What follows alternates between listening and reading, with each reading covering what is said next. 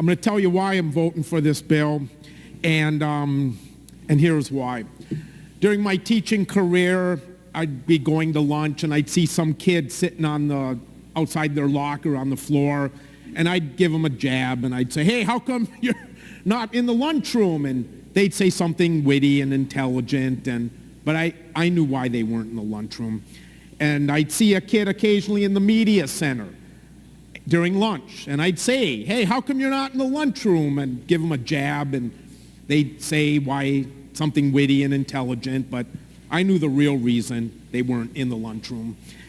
And now and then a kid, I'd release them to go eat lunch, split lunch in my class, and kid would just come up and say, do you mind if I just sit at my desk during lunch?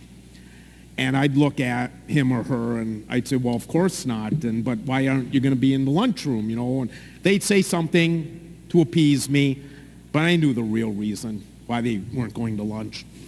And Senator Gustafson's bill, I'll be voting for all those students that weren't in the lunchroom during those days of their school. And you came to the floor today with all these letters and endorsements from stakeholders asking for you to support, but the one that I want to bring attention to was in this morning's Star Tribune. And it was a letter from a young 16-year-old, and she writes, if I could vote, Senator Gustafson would receive my vote.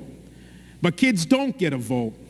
We rely on adults, on us, to create policies that directly affect our lives and our futures.